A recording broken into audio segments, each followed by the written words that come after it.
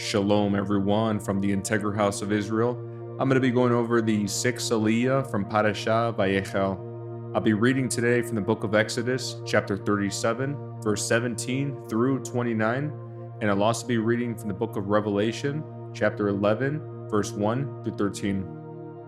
Building the lampstand. Then Bezalel made the lampstand of pure hammered gold. He made the entire lampstand and its decorations of one piece: the base, center stem, lamp cups, buds, and petals. The lampstand had 6 branches going out from the center stem, 3 on each side. Each of the 6 branches had 3 lamp cups shaped like almond blossoms, complete with buds and petals. The center stem of the lampstand was crafted with 4 lamp cups shaped like almond blossoms, complete with buds and petals. There was an almond bud beneath each pair of branches, where the 6 branches extended from the center stem, all made of one piece. The almond buds and branches were all of one piece with the center stem, and they were hammered from pure gold. He also made 7 lamps for the lampstand, lamp snuffers, and trays, all of pure gold. The entire lampstand, along with its accessories, was made from 75 pounds of pure gold. Then Bezalel made the incense altar of acacia wood. It was 18 inches square and 36 inches high, with horns at the corners carved from the same piece of wood as the altar itself. He overlaid the top sides and horns of the altar with pure gold, and he ran a gold molding around the entire altar. He made 2 gold rings and attached them on opposite sides of the altar below the gold molding to hold the carrying poles. He made the poles of acacia wood and overlaid them with gold.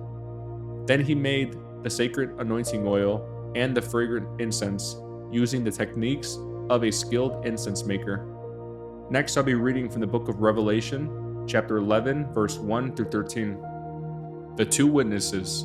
Then I was given a measuring stick, and I was told, "Go and measure the temple of God and the altar, and count the number of worshippers, but do not measure the outer courtyard, for it has been turned over to the nations.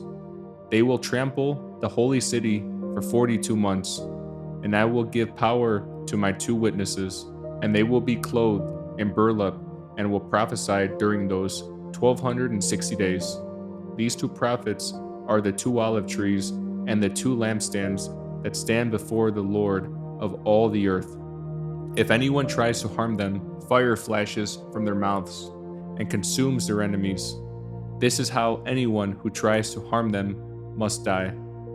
They have power to shut the sky so that no rain will fall for as long as they prophesy, and they have the power to turn the rivers and oceans into blood, and to strike the earth with every kind of plague as often as they wish. When they complete their testimony, the beast that comes up out of the bottomless pit will declare war against them, and he will conquer them and kill them, and their bodies will lie in the main street of Jerusalem, the city that is figuratively called Sodom and Egypt, the city where their Lord was crucified.